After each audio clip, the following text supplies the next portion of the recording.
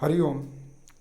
आज आप तैत्तरीयोपनिषद के अंतर्गत एकादश अनुवाक का अध्ययन करेंगे, जो कि आपके DSSSB परीक्षा के पाठ्यक्रम में अत्यंत महत्वपूर्ण है। देखेंगे एकादश अनुवाक।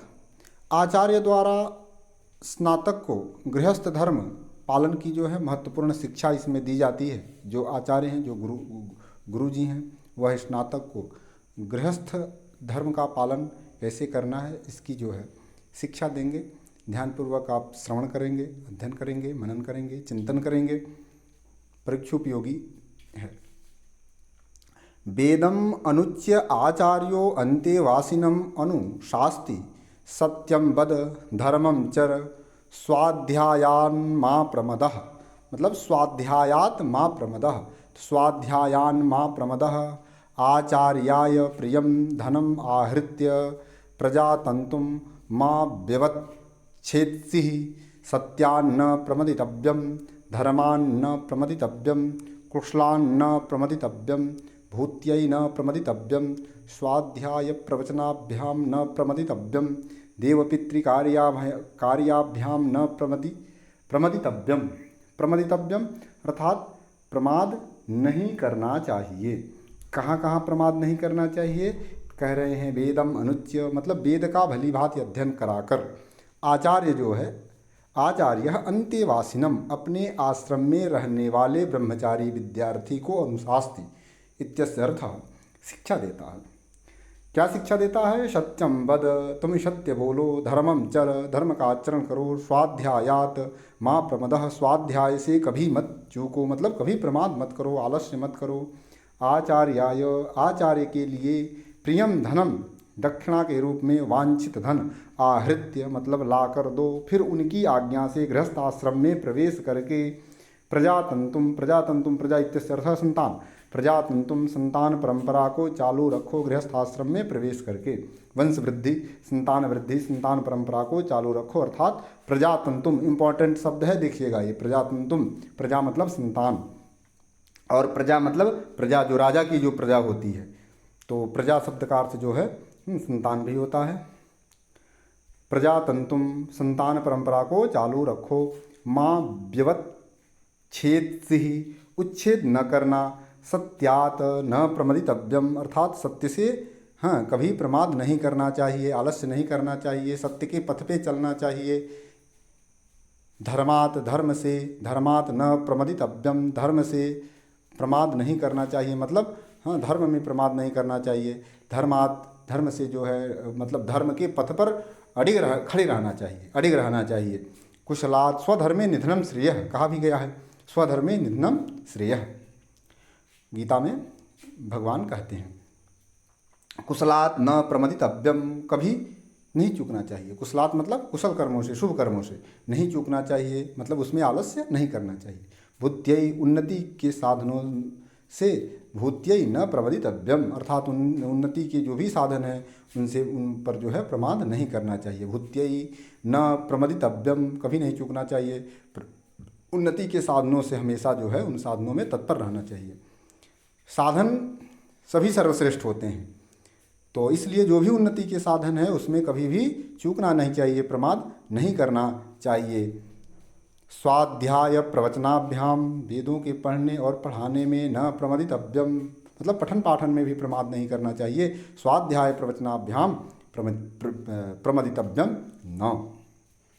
देव पितृकार्याभ्याम देव कार्य से और पितृ कार्य से भी प्रमाद कभी नहीं चूक करना चाहिए। अर्थात देव कार्य का मतलब देवताओं की पूजन अर्चन, देवताओं का के लिए तर्पण इत्यादि पितृकार्य, पितृकार्य पितरों के लिए पूजन अर्पण अर्चन और पितृकार्य तर्पण इत्यादि ये सब जो भी कार्य है इन सब कार्यों से प्रमाद नहीं करना चाहिए। नहीं गृहस्थ आश्रम में गए तो गृहस्थ आश्रम में खाली लड़का बच्चा पाल रहे हैं, मेहरारू लड़का पाल रहे हैं और पढ़ाई लिखाई अध्ययन अध्यापन देव कार्य पितृकार्य सब बंद कर दिए और खाली जो है फंस गए हैं जो है माया के चक्कर में। तो ऐसा नहीं होना चाहिए। यह गुरु जो है विद्यार्थी जो ब्रह्मचारी है उनको उपदेश दे रहे हैं कि ऐसा जो है करना चाहिए। आलस्य से मुक्त रहना चाहिए, आलस्य नहीं करना चाहिए। गृहस्थ को अपना जीवन कैसे बनाना चाहिए यह बात समझाने के लिए इस अनुवाक का आरंभ किया गया है। आचार्य शिष्य को वेद का भलीभांति अध्ययन कराकर समावर्तन संस्कार के समय गृहस्थ आश्रम में प्रवेश करके गृहस्थ धर्म का पालन करने की शिक्षा देते हैं। पुत्र, तुम सदा सत्य भाषण करना, आपत्ति पड़ने पर भी झूठ का कदापि आश्रय न लेना, अपने वर्ण आश्रम के अनुकूल शास्त्र सम्मत धर्म का अनुष्ठान करना, स्वाध्याय से अर्थात वेदों के अभ्यास, संध्या वंदन, गायत्री जप और भगवान नाम गुण कीर्तन आदि नित्य कर्म में कभी भी प्रमाद न करना, अर्थात न तो कभी उन्हें अनादरपूर्वक करना और न कभी आलस्य बस उनका त्याग ही करना। जो भी करना श्रद्धा भाव से करना। गुरु के लिए दक्षिणा के रूप में उनकी रुचि के अनुरूप धन लाकर प्रेम पूर्वक देना।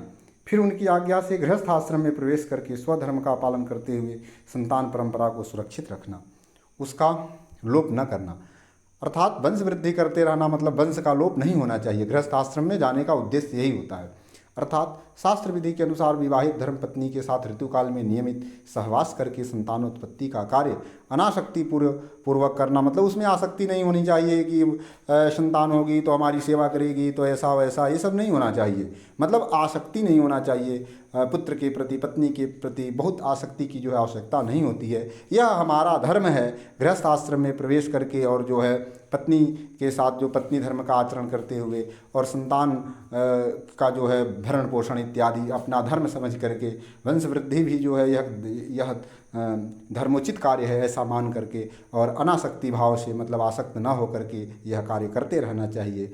ऐसा गुरुजी मतलब आचार्य जो है ब्रह्मचारी विद्यार्थी को समावर्तन के उपरांत, मतलब विद्यार्थी जब स्नातक हो जाएगा, जब 12 वर्ष गुरुकुल में रह करके आश्रम में रह करके वह गुरुजी के सानिध्य में अध्ययन कर लेगा तो गुरुजी उसका समावर्तन संस्कार करेंगे, मतलब उसकी फिर विदाई होती है और फिर वह ब्रह्मचर्य आश्रम से जो है गृहस्थ आश्रम में वह बालक, वह विद्यार्थी, वह ब्रह्मचारी प्रवेश करता है। उसके लिए यह सारे उपदेश थे, उपदेश आचार्य देते हैं उनको। आगे कह रहे हैं तुमको कभी भी सत्य से नहीं चूकना चाहिए, अर्थात हंसी दिल लगी या व्यर्थ की बातों में वाणी की शक्ति को न नष्ट करना चाहिए और न परिहास आदि के बहाने कभी झूठ ही बोलना चाहिए। मिथ्याभाषी नहीं होना चाहिए। इसी प्रकार धर्म पालन में भी भूल नहीं करना चाहिए, अर्थात कोई बहाना बनाकर या आलस्य बस कभी धर्म की अवहेलना नहीं करनी चाहिए। हाँ, ब्रह्म मुहूर्त में जग करके संध्या वंदन इत्यादि जो भी गृहस्थ आश्रम में रहते हुए जितने धार्मिक कार्य हो सके उन सभी कार्यों को जो है संपन्न करना चाहिए। लौकिक और शास्त्रीय जितने भी कर्तव्य रूप से प्राप्त शुभ कर्म हैं उनका कभी त्याग और उपेक्षा नहीं करनी चाहिए, अपितु यथा योग्य उनका अनुष्ठान करते रहना चाहिए। धन संपत्ति को बढ़ाने वाले लौकिक उन्नति के साधनों के प्रति भी उदासीन नहीं होना चाहिए। इसके लिए भी वर्णाश्रम अनुकूल चेष्टा करनी चाहिए। पढ़ने और पढ़ाने का जो मुख्य नियम है उसकी कभी अवहेलना या आलस्य पूर्वक त्याग नहीं करना चाहिए। इसी प्रकार अग्निहोत्र और अज्ञात अनुष्ठान रूप देव कार्य, श्राद्ध, तर्पण आदि पितृ कार्यों के संपादन में भी कभी आलस्य या अवहेलना पूर्वक प्रमाद नहीं करना चाहिए। आगे आचार्य शिक्षा देते हैं। आचार्य कहते हैं मातृदेवो भव, पितृदेवो भव, आचार्य देवो भव, अतिथि देवो भव, यानि अनवद्यानि कर्माणि तानि सेवितव्यानि नो इतराणि यानि अस्माकं सुचरितानि तानि त्वयोपास्यानि नो इतराणि एके च अस्मात् श्रेयाः शो ब्राह्मणाः तेषां त्वया आशनेन प्रश्वसितव्यं श्रद्धया देयम् अश्रद्धया अदेयं श्रिया देयं ह्रिया देयं भिया देयं संविदा देयं। आप तैत्तिरीयोपनिषद के अंतर्गत अध्ययन कर रहे हैं, उपनिषद का अध्ययन कर रहे हैं, एकादश अनुवाक का अध्ययन कर रहे हैं। मातृदेवः भव, तुम माता में देव बुद्धि वाले बनो। माता को जो है कैसी बुद्धि रखनी है माँ के प्रति, तो देव बुद्धि करने वाले बनो। पितृदेवो भव, देवः भव अर्थात पिता को देव रूप समझने वाले हो। आचार्य देवो भव, आचार्य मीन्स गुरु जी, आचार्य देवो भव आचार्य को देव रूप समझने वाले बनो। अतिथि देवो भव, अतिथि को देवतुल्य समझने वाले बनो, है ना हो। यानी मतलब यानी जो अनवद्यानि निर्दोष यानी अनवद्यानि कर्माणि, मतलब जो निर्दोष कर्म हैं, तानि सेवितव्यानि अर्थात उन्हीं का जो है मतलब अनवद्यानि मतलब जो निर्दोष है, जिसमें दोष नहीं है, ऐसे कर्मों का जो है सेवन करना चाहिए। सेवितव्यानि इतराणि और दूसरे मतलब कर्म, दूसरे कर्म मतलब जो दोष इससे युक्त कर्म हैं उनका कभी आचरण, हाँ नो मतलब कभी आचरण नहीं करना चाहिए, दोष युक्त कर्मों का आचरण नहीं करना चाहिए। अस्माकं हमारे आचरणों से भी, यानी जो जो सुचरितानि अक्षय आचरण हैं, तानि उनका, त्वया उपास्यानि तुम्हारे द्वारा जो है उसकी उपासना करनी चाहिए। उपास्यानि मतलब उसकी सेवा करनी चाहिए। इतराणि दूसरे मतलब दूसरों का, नह कभी नहीं, एके च मतलब दूसरे के कर्मों का कभी जो है नहीं सेवन करना चाहिए। अपने कर्मों का जो है त्वया उपास्यानि इतराणि नो ये चे ए के च जो कोई भी अस्मत् मतलब हमसे, श्रेयांसः श्रेष्ठ मतलब गुरुजन एवं और अन्य जो श्रेष्ठ जन हैं, और ब्राह्मणाः ब्राह्मण आएँ, तेषाम उनको, त्वया मतलब तुम्हें, तुम्हारे द्वारा जो है, त्वया आसनेन आसन दान आदि के द्वारा सेवा करनी चाहिए। बैठने का आसन और भी जो भी इत्यादि उनकी सेवा करनी चाहिए। प्रश्वसितव्यम विश्राम देना चाहिए। श्रद्धया श्रद्धा देयम श्रद्धापूर्वक दान देना चाहिए। यथाशक्ति जो भी हो श्रद्धापूर्वक दान देना चाहिए। अश्रद्धया बिना श्रद्धा के अदेयम नहीं देने चाहिए। जो भी दीजिए, पत्रम पुष्पम फलम तोयम, वो सब कैसे होना चाहिए? सब श्रद्धा से युक्त होनी चाहिए। श्रियादेयम आर्थिक स्थिति के अनुसार देनी चाहिए, मतलब जो जैसी क्षमता है ना, जितना यथाशक्ति। श्रियादेयम मतलब आर्थिक स्थिति के अनुसार देना चाहिए। ह्रियादेयम लज्जा से देना चाहिए। लज्जा का मतलब हाँ, अभिमान के साथ नहीं देना चाहिए। सीना चौड़ा करके नहीं जो है देना चाहिए। हाँ, नम्र भाव से, अवनत होकर के, झुके हुए जो है भाव से जो है, बड़ी श्रद्धा के साथ अर्थात लज्जा से देना चाहिए। भियादेयम भय से भी देना चाहिए। और संविदादेयम जो कुछ भी दिया जाए वह सब विवेक पूर्वक देना चाहिए, बड़े श्रद्धा भाव से। हम इस तरह से जो है आचार्य ब्रह्मचारी विद्यार्थी को शिक्षा देते हैं कि गृहस्थ आश्रम में रह करके इन कर्मों को जो है करना चाहिए। कहते हैं आचार्य, व्याख्या करते हैं, पुत्र तुम माता में देव बुद्धि रखना, पिता में भी देव बुद्धि रखना, आचार्य में देव बुद्धि रखना तथा अतिथि में भी देव बुद्धि रखना। आशय यह है इन चारों को ईश्वर की प्रतिमूर्ति समझ करके श्रद्धा और भक्ति पूर्वक सदा इनकी आज्ञा का पालन करना, नमस्कार और सेवा करते रहना। इन्हें सदा अपने विनय पूर्ण व्यवहार से प्रसन्न रखना। जगत में जो जो निर्दोष कर्म हैं उन्हीं का तुम्हें सेवन करना चाहिए। उनसे भिन्न जो दोष युक्त निषिद्ध कर्म है उनका कभी भूल कर स्वप्न में भी आचरण नहीं करना चाहिए। हमारे अपने गुरुजनों के आचार व्यवहार में भी जो उत्तम शास्त्र एवं शिष्ट पुरुषों द्वारा अनुमोदित आचरण हैं, जिनके विषय में किसी प्रकार की शंका को स्थान नहीं है, उन्हीं का तुम्हें अनुकरण करना चाहिए, उन्हीं का सेवन करना चाहिए। जिनके विषय में जरा भी शंका हो उनका अनुकरण कभी नहीं करना चाहिए। जो कोई भी हमसे श्रेष्ठ वय विद्या तब आचरण आदि बड़े तथा ब्राह्मण आदि पूज्य पुरुष घर पर पधारें तो उनका पाद्य अर्घ आसन आदि प्रदान करके सब प्रकार से उनका सम्मान तथा यथा योग्य सेवा करनी चाहिए। अपनी शक्ति के अनुसार दान करने के लिए तुम्हें सदा उदारतापूर्वक तत्पर रहना चाहिए। जो कुछ भी दिया जाए वह श्रद्धापूर्वक देना चाहिए। अश्रद्धापूर्वक दान नहीं करना चाहिए। श्रद्धापूर्वक किया गया दान वह विपरीत जो है फल देता है।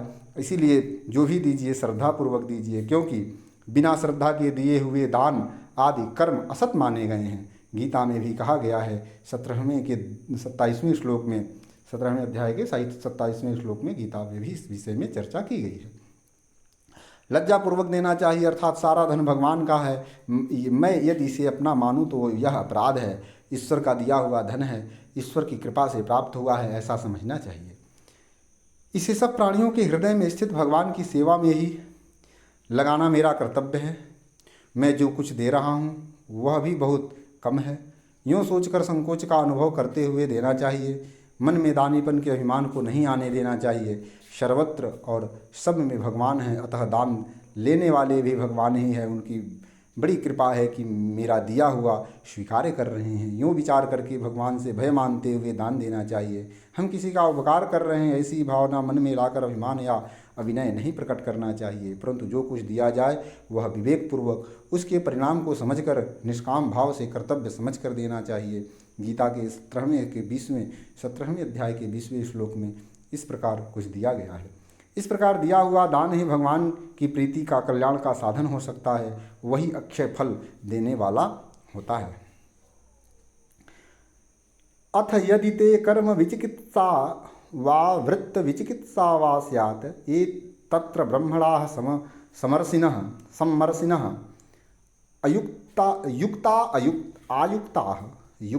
आयुक्ताः अलुक्षा धर्मकामाः स्युः यथा ते तत्र व्रतेरन् यथा तत्र व्रतेथाः अथ अभ्याख्यातेषु एतत्र ब्राह्मणाः समर्सिनः युक्ता आयुक्ताः अलुक्षाः धर्मकामाः स्युः तथा तेषु वर्तेरन् तथा तेषु वर्तेथाः एष आदेशः एष उपदेशः एषा वेदोपनिषद एतद् अनुशासनम् एवं उपासितव्यम् एवं उच्च एतद् उपास्यम् एवं च एतद् उपास्यम्।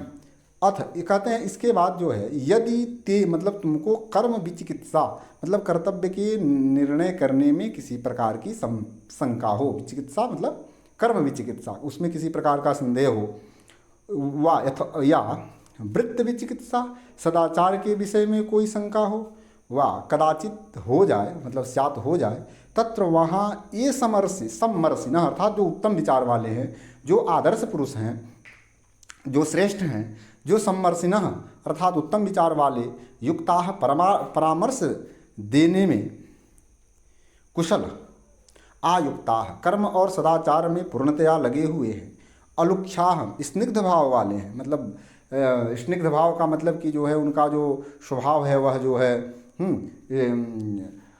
कोमल स्वभाव है, स्निग्ध जो है भाव वाले हैं, अर्थात अभिमान इत्यादि ये सब जो है अहंकार से युक्त नहीं है। अलुक्षा इत्यस्य अर्थ मतलब स्निग्ध स्वभाव वाले। धर्म कामाः एकमात्र धर्म के ही अभिलाषी, ब्राह्मणाः ब्राह्मण हों, ब्राह्मणाः स्युः वे यथा जिस प्रकार तत्र उस कर्म और आचरण के क्षेत्र में वर्तेरन बर्ताव करें, तत्र उस कर्म और आचरण के क्षेत्र में तथा मतलब वैसे ही वर्ते था तुमको भी बर्ताव करना चाहिए। महाजनो येन गतः सपन्थाः तेन पंथाः उत्तमाः पंथाः, महाजनो येन गतः सपन्थाः मतलब जो महापुरुष लोग, जो आदर्श पुरुष लोग, हाँ, जिस मार्ग का अनुकरण किए उस मार्ग का अनुकरण करना चाहिए। जहाँ पर जिस विषय में संदेह हो, जिस विषय में आपको शंका हो, उसमें महापुरुषों के द्वारा बताए गए जो मार्ग हैं उस मार्ग का जो है सेवन करना चाहिए, वैसा बर्ताव करना चाहिए। वर्ते था तुमको भी बर्ताव वैसा ही करना चाहिए था।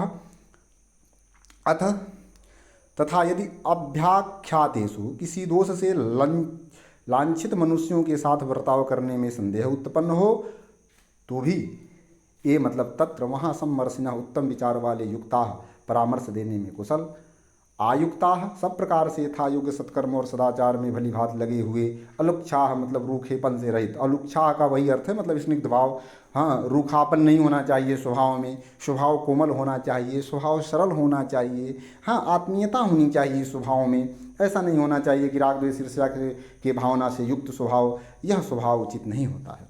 अलुक्षाह रूखेपन से रहित, धर्म कामाह धर्म के अभिलाषी, ब्राह्मणाह कहीं विद्वान ब्राह्मण स्युः हों तो वे जैसा आचरण कर रहे हो, कहीं पर आप फंसिए तो ऐसे ही महापुरुषों के मार्ग को देखिए, वो किस मार्ग का अनुसरण किए हैं, किस प्रकार उनसे उनको मतलब कहीं फंस जाने पर उनको मुक्ति कैसे मिली, कैसे वे मुक्त हुए, कैसे उस भंवर से वह बाहर निकले, अर्थात वे जैसा बर्ताव करें। ब्राह्मणाः ब्राह्मण हो, हाँ, तो वे यथा मतलब जिस प्रकार तेसु उनके साथ वर्तेरन बर्ताव करें, तेसु जैसे वो बर्ताव करें वैसे वर्त्यता तुमको भी बर्ताव करना चाहिए, तथा वर्त्यता। इस आदेश यह शास्त्र की आज्ञा है, इस उपदेश यही गुरुजनों और शिष्यों और पुत्रों के लिए यही उपदेश है, ऐसा यही वेदोपनिषद वेदों का रहस्य है और यही अनुशासनम परंपरागत शिक्षा है। इसी प्रकार उपासितव्यम तुमको अनुष्ठान करना चाहिए, एवं इस प्रकार एतद हाँ उपास्यम अर्थात हाँ अनुष्ठान करना चाहिए। यह सब करते हुए भी यदि तुमको किसी अवसर पर अपना कर्तव्य निश्चित करने में दुविधा उत्पन्न हो जाए, अपनी बुद्धि से किसी एक निश्चय पर पहुंचना कठिन हो जाए, तुम किं कर्तव्य विमूढ़ हो जाओ। किं कर्तव्य विमूढ़ का मतलब होता है कि हम क्या करें क्या न करें, निर्णय न ले पाना, डिसीजन न ले पाना। तो इस तरह की स्थिति में किम कर्तव्यम किम वा न कर्तव्यम, किम उचितम किम वा न उचितम, इस तरह की जो है क्या उचित है क्या उचित नहीं है, क्या करना चाहिए, कौन सा कर्तव्य सही है कौन सा कर्तव्य सही नहीं है, इस तरह के विचार जब मन में आने लगे तो समझना चाहिए कि मैं किन कर्तव्य विमूढ़ हो रहा हूँ। हाँ, जब कुछ भी न सूझे, विवेक जब कार्य करना बंद कर दे, तब ऐसी स्थिति में आचार्य ब्रह्मचारी विद्यार्थी को बताते हैं कि किम कर्तव्यम किम न कर्तव्यम, हाँ किम तुम किन कर्तव्य मूढ़ हो जाओ तो ऐसी स्थिति में वहाँ जो कोई उत्तम विचार रखने वाला, उचित परामर्श देने में कुशल, सत्कर्म और सदाचार में तत्परतापूर्वक लगे हुए, सबके साथ प्रेम पूर्वक व्यवहार करने वाला तथा एकमात्र धर्म पालन की ही इच्छा रखने वाले विद्वान ब्राह्मण या अन्य ऐसे कोई महापुरुष हों, वे जिस प्रकार ऐसे प्रसंगों पर आचरण करते हैं उसी प्रकार का आचरण तुम्हें भी करना चाहिए।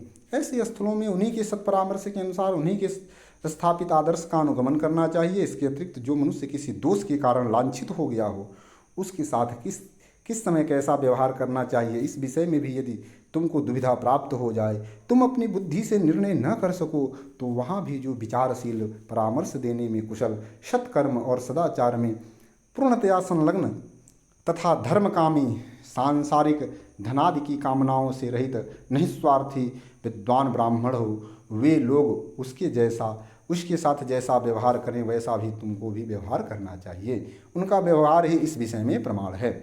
यही शास्त्र की आज्ञा है, शास्त्रों का यही निचोड़ है, यही गुरु एवं माता पिता का अपने शिष्यों और संतानों के प्रति उपदेश है तथा यही संपूर्ण वेदों का रहस्य है। इतना ही नहीं, अनुशासन भी यही है। ईश्वर की आज्ञा तथा परंपरागत उपदेश का नाम अनुशासन है। इसीलिए तुमको इसी प्रकार कर्तव्य एवं सदाचार का पालन करना चाहिए। इसी प्रकार कर्तव्य में और सदाचार का पालन करते रहना चाहिए। इस तरह से आप जो है एकादश अनुवाक पूरा जो है आपने अध्ययन किया, जो आपके परीक्षा उपयोगी है। अब अगले क्रम में पुनः आपके पाठ्यक्रम से संबंधित लेकर के विषय उपस्थित रहूँगा। तब तक के लिए हरि ओम।